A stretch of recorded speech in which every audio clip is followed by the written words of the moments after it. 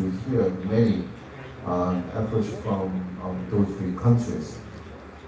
Also, I can see the many insights and implications on how we can overcome and also how we can recover from current and also still ongoing the pandemic and also climate change situations from all the implementations.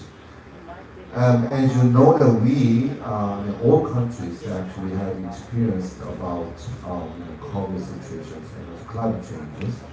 And the major question is how we can overcome this and how we can recover from these very big negative impacts from the pandemic and also climate change. So in this session, so very timely matters seminar, I truly believe it, and also leading national think tank in our region. I believe this session is very bright in the future for us. So very tight and close collaborations and also cooperations. According to the Cambodia presentation, we experienced a really great shock, and also a lot of barriers existing right now still ongoing. And also, but it seems like Cambodia is kind of, is ready to make a big jump for the next step.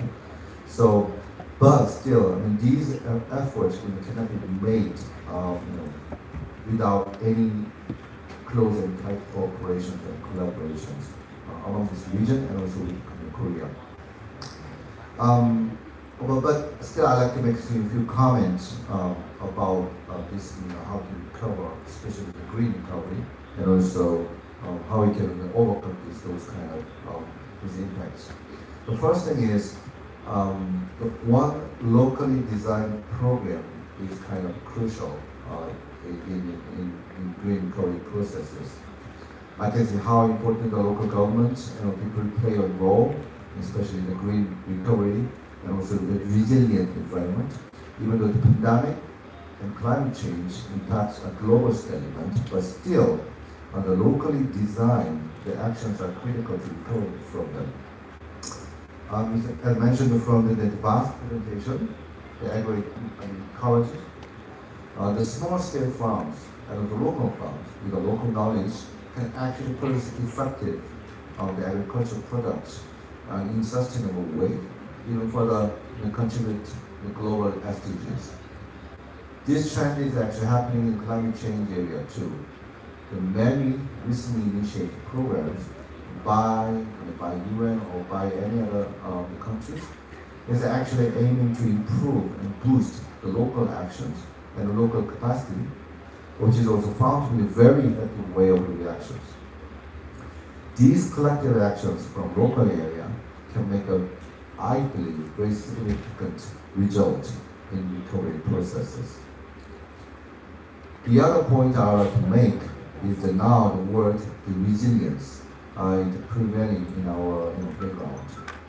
From Laos' efforts, through the National Green Growth Strategy in 2030, it shows very ambitious goals for Laos, trying to capture the economic development and also graduating from the LDCs, and also at the same time the environmental sustainability. Throughout the presentations, I can easily notify that the acceptance of concept of resilience, but as a core of the development strategy. But I'm very happy to see that there's no actually exclusiveness or negligence of gender inclusiveness and also local goals. I'm very happy to hear that. But actually, the other point I'd like to make is we easily actually forget these things. Okay, then how we can achieve this? How we do it? What should we do with this? How can we push this one? In most of cases, many domestic and international projects have gone through by central government or national government. That is actually most of projects is actually central government-led project. It's only because It's going to be, sometimes it will be a large scale investment, large scale infrastructure, especially in the environmental area. It's usually initiated by the central government because the climate change, environmental problem is often, actually it's cross-boundary, management. Because cross-boundary management and also collective efforts, collective action can be made from countries and sectors. But now, again, I'd like to make one more time to emphasize on this. The local actions are becoming more important than before. I mentioned already, and we can easily find more effective and efficient way when the local actions are very actively involved. So local people have local knowledge, and they know the history of their own. So they initiate the local project, and also works using their expected results because the local knows what they want. To enable this local actions more efficient and more effective, the other one actually I like to make it needs a financial transformation. It's a very crucial one, especially in the work program. And also the resource mobilization issues are very important in local areas. But as you know it, the local governments usually rely on the higher government transfers, subsidies. But many people say that there are a lot of international funds and grants and loans are available for you, but still they don't even know how to approach it, how they don't know how to actually apply for it, they don't know how to get it. There are also other ways of trying to boost some of private investment in green infrastructures, in green recovery processes. But the point is, they don't even have any capacity to take these advices. That's the area we have to work on together. In boosting the local actions and trying to transform the financial capacity or financial resources, there can be actually even more the outputs on the green recovery and sustainable development. I'm going to close my remarks on the introducing some of the works by UNCDF that I'm working on heavily right now. And one of the things is the ASEAN Smart City Program. ASEAN is actually ASEAN, which is a group of 1,000 Asian countries. Now, this program also sets foot on the same line with the green recovery and resilience that I talked in this session. This program was initiated in 2021, which is last year, and also planned for the 5 years until 2025. The main objective is improving urban and the local resilience through smart methods, not high-tech IT technologies, which I'm saying that smart. Smart means actually green in a sustainable way. Specifically taken from good cases from the EU cities.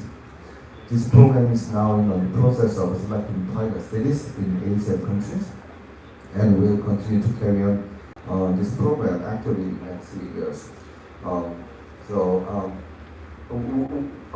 We are selecting the pilot city, but we have a plan to expand this program after we testing some of our models and systems. This program also requires putting a lot of local actions and also financial transformation of local governments and also urban governments. And the locale is another mechanism to enhance our local adaptation and resilience through mutual efforts from the CDF and also local government. Probably some of you already know about the locale programs. This mechanism supports the financial transformation, boosting more the transparency of the money flows in the local government, and also climate change adaptation through performance-based climate resilience grants. So when the local government is trying to improve the capacity or resilience by investing in some local infrastructure program, the local program will actually add some more money but it requires that it has to be proven that the additional efforts can improve the resilience and also the more more resilience from the climate change impact. And the CDF actually can provide some grants for this one.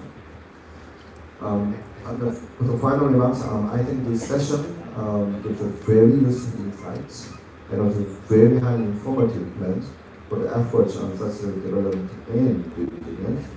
And also, again, thanks to the organizers to this valuable opportunity to address the comments in this session.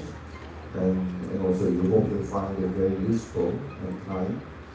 So if you have any questions and also inquiries, please approach me after the session. Thank you, Chair.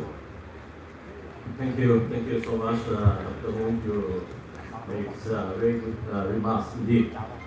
You have given the comments on the presentation that has been done so far in CLV.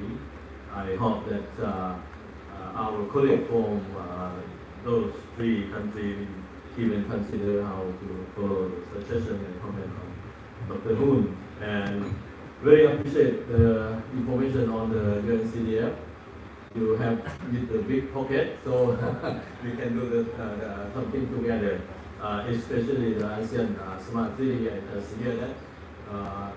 Unfortunately, I didn't hear COE has been selected as a pilot project yet, but hopefully when you explain the project, maybe you don't forget us.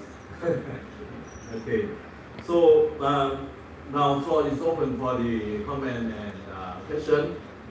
But I also want to use my right to give a question because the doctor who here with us today is very important. You are expert on the climate tematics. Today morning, because before I come here for the conference, I listened to the news that now the community, the global community is very worried about the agreement that has been adopted in the Paris Agreement. 2015, we tried to make a commitment, all of us together, that to prevent the global warming not more than 1.5 Celsius rate, okay, degree. And it seems to me that we cannot manage the one. Someone said that if we are over than 2%, 2 degrees, that's is make our earth very terrible. If compare the people to the person, to the humanity. We have temperature, normal temperature only 26. If we are getting 28, 29, we get a fever already. Yeah. So in the earth also, if we get more 2%, 2 degrees, that means we also get terrible. Even now, as the news said today, I like to ask you that we are almost over than 1.5, but still lower than 2 degrees. That we see the disaster coming more often and more terrible than before. Yeah, flood in your country, in Korea, earthquakes in Taiwan, and so on. In Europe also has affected by the very high temperature during 2 or 3 months ago. And more than that, the conflict also make the people back to the, using the coal and deforesting in Europe. How it could be like this? What you see, the climate change, how the global community can manage with that?